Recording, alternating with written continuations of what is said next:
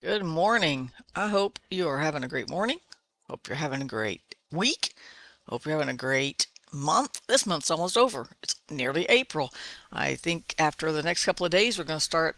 It's time to start planning some things. I probably won't yet, but maybe later, right? So I'll wait till the store has some plants up big, and then I'll just go get them, eat the fruit, and not have to start real early, right? Anyway, I but I hope you're having a good spring, man. March has kind of gone pretty fast, really, in a sense, right? But here we are, ready for another month and another rest of the year, and then pretty soon it'll be Christmas and all that that goes on with that, and then it'll be another year, 2024. You know, when I was a kid, I couldn't even imagine 2000. It seemed so far away. Then it all of a sudden got snuck up on me, right?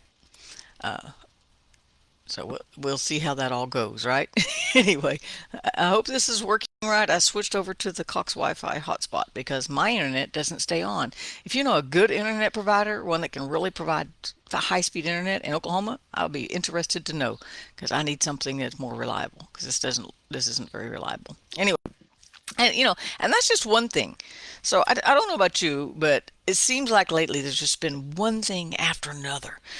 Nothing is easy, right? Nothing, nothing just you can't just do anything, and nothing's simple. It seems like everything's complicated. It's just a mess, And now you may have a real perfect life, and everything may be just falling into place for you, and there's no struggles, and there's nobody's, you're not arguing with yourself even, or you're not having to fight any major battles or anything like that. Right? But if that's the case, then you need to wake up because you're dreaming. So because there's always something to fight against. There's always something coming against us. There's a lot of things that want to destroy our faith. They want us to not trust in God.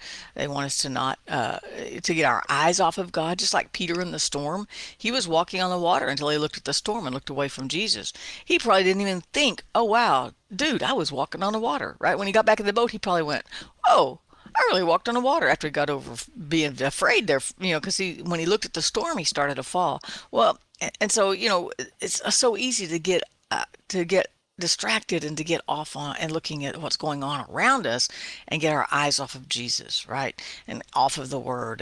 And we have to remind ourselves, I have to remind myself constantly that God's got this. So this morning, I see, and this is all coming from just yesterday. I went to file my taxes, and somebody's used Christopher's name and social security number to file a tax claim. So somewhere in there, his identity's been stolen. So now I got another mess. And my main thought is something else to have to deal with. And I know if you're dealing with the government, it is not going to be a simple fix, right? I'm just going to start. I'm going to change that confession there and just go. They're going to fix it. It's going to be easy. It should be. It should be a simple fix. All they have to do is look and see. I've claimed him as a dependent for 14, 15 years now, 13 years, something like that. It should be pretty simple. He didn't just go out and get a job, right? So it should be a simple fix. They should be able to just go, oh, yeah, but, we're talking about Social Security Administration. We're talking about the IRS. Nothing's as simple as it sounds, right? So it's just another added thing, and I'm like, I was getting all frustrated and just trying to think, what am I going to do? And what if this happens? That's what got me. I started thinking about all these things that haven't even happened yet. What if this happens, and then this happens, and then that, and then oh my goodness, I'm not prepared for this. I need to, So I'm looking at some ways I can change, obviously, but in some ways I can kind of get a little more prepared. But I just stopped and went, you know what? None of this has happened yet. Let's just start taking care of it one step at a time. Write it out, put it on a to-do list. So I started breaking it down, and I came back to this one thing. I'm going to trust God. Even if the worst case scenario happens, I'm still going to trust God. So I'm like, I don't have another plan. That's why I titled this, Got Another Plan? Is there a better plan than just trusting God no matter what the outcome is, good, bad, indifferent, right? So then I started thinking about my declarations and how it was a couple of years ago now. I pulled all the declarations out of Psalms, and one of them is I will trust in you, and it's right here. I found it this morning here in Psalm 56:3. Actually says this: whenever I am afraid and whenever I ain't afraid, both, I will trust in you. And so right before that, though, here in Psalm 56, David says this: be merciful to me, O God, for man would swallow me up. Now I don't have a person. I'm not fighting a physical army, right? I'm not. Well, I might end up no, but they're not coming against me physically, right? And I'm not worried. But circumstances can swallow us up. Circumstances can come at us and try to rip away at that peace that God gave us. But the peace doesn't have to go anywhere because Jesus gave it, and He didn't say now it's going to leak out, or He didn't say until you have to deal with the IRS. Although He probably did a face palm. The IRS. Oh, no, He didn't. He's not stressed. I just have to follow His lead, right? I don't have a better plan than just trusting Him for whatever comes every day, right? And it says, my enemies would hound me all day, for there are many who fight against me, almost high. He's crying out to God. He's going, there's so many fighting against me. And there is, if we think about it, we've got battles in every arena, especially if you spend any time on Facebook. There's that stuff that's going to war at your mind. We see pictures of horrible things that happen in the world. Thankfully, I started avoiding most of that. But we hear, yesterday, even hearing about the shooting in Nashville, things like that. This all wars at our emotions. It all wars at us, and it's trying to steal our faith. Really, it wants us to get us to, if we can lay down our faith and get really scared, we don't forget how to trust God. So it has to be an everyday thing. Whenever I'm afraid, whenever I am frustrated, whenever I am upset, whenever I am fill in the blank, I will trust in you. Isn't that what it all goes back to? There's not a better plan. Do you have a better plan? If you got a better plan than just trusting God no matter what comes at you, let me know. But I haven't been able to find a better plan than just saying, okay, God, you see all this? I'm going to ask for your wisdom. I'm going to ask you to help me, and I'm just going to trust Him for the outcome. Listen to this next part. He says, in God, I will praise His word. In God, I will have put my trust. I will not fear. What can flesh do to me? See, nothing down here can take away who we are in eternity. Nothing that comes at us, and we can have lots of things coming. We've got bills coming. Maybe there's something going on in your job. Maybe there's physical things. As we get older, there's more physical things that can tend to start nagging at you a little bit, right? Maybe it's caring for a loved one. Maybe it's you lost a job. Maybe you don't know how to pay your bills. Maybe it's a relationship. If you think about it, there's all these different planes. When I did my health coaching training, there's 5 basic areas: your career, your faith, your social relationships, finances, and your health. I think that's the 5. Anyway, I have to go back and look. But there's all these arenas, and sometimes we're only dealing with problems in one of them, but sometimes we deal with problems in more. Most of the time, it's more than one of them. Whether that's financial or our jobs or our church relationships or our relationship with God, and maybe our faith is being challenged because of circumstances. I actually have a book I'm going to read that talks about that family. It's called Suffer Strong, and they have gone through some really tough things, uh, similar yet not similar to my situation. And but the thing is, they let it redefine their faith, and I did that, or I had to do that early on, because see, I thought faith would protect me from bad things happening. I thought if I confessed it right, then nothing bad would happen in my life. And then something bad happened, and it was beyond what I could imagine. It was beyond where my faith could stretch.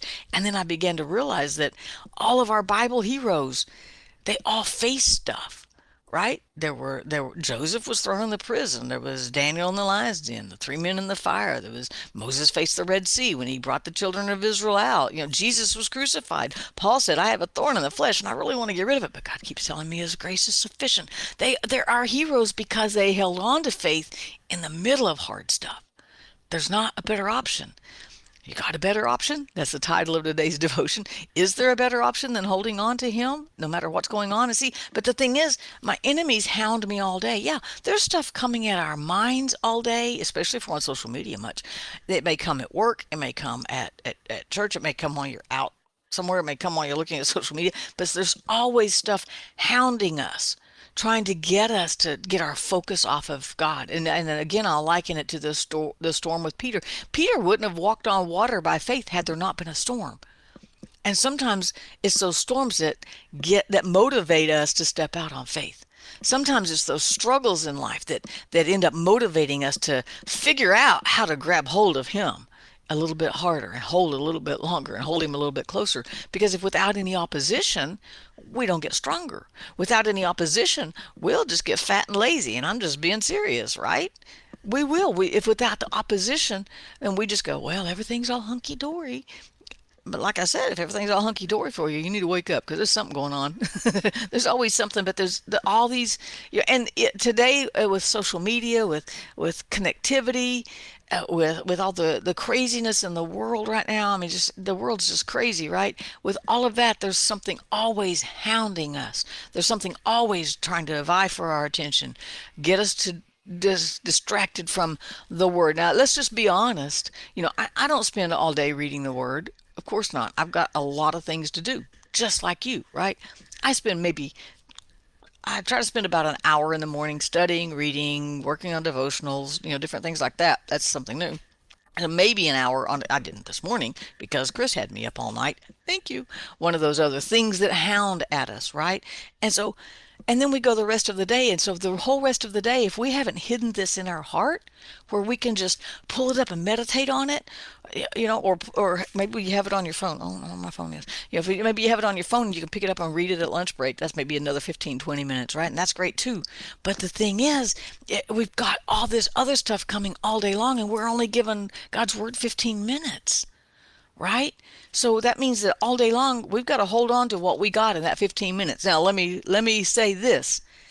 This will carry you. God will carry you. Faith will carry you. You can't let all these other things that are vying for your attention, pulling for your emotions, pulling for your connection. You can't let them have you. We have to figure out how to hold on to him, how to, whenever I'm afraid, I will trust in you. In God, I have put my trust, and we have to keep it there. We have to keep trusting him. We have to keep leaning to him. We have to keep, as all these things are coming. Had Peter kept his eyes on Jesus, I guess, it's just a guess, I'm guessing he would have walked all the way to Jesus and they would have walked to the boat. It would have had the same outcome. It'd just been a whole lot easier and a whole lot less scary, right? And so the whole key is keeping our eyes on him and meditating on his word and holding on to his word, making those confessions. I'm going to trust you.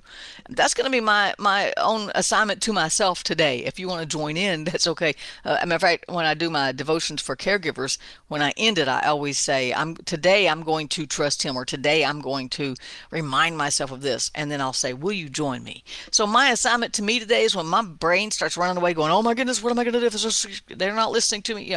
Is to just stop and go, I'm trusting God. None of this matters. It's not that we don't take care of it. It's not that we're not responsible, but it doesn't have anything to do with eternity. I can just keep trusting God, and he will show us how to walk on the water instead of being overcome by the water. And we've got lots of water trying to pull us away from him, trying to fight our faith. We just have to stop for a minute and just go, I don't have a better plan. I'm just going to trust God again. I'm just going to keep trusting God. Keep on trusting him. So I encourage you to keep trusting him. And what happens when you trust him is you have this unexplainable peace, right? So keep trusting him no matter what comes today, tomorrow, forever. Just make your declaration. I'm just going to trust you, God. I'm going to trust you for direction. I'm going to trust you for wisdom. I'm going to trust you for provision. Trust you for whatever I'm going to need to get out of this, right? I'm just going to trust you. I will trust in God, right? So make that confession today. Will you join me, as I say on my blog? So join me to just declare today, I will trust God. There's not a better plan. I promise there's not a better plan. Because when you trust God, you can peace out. Peace out. Have a great day. I'll see you tomorrow.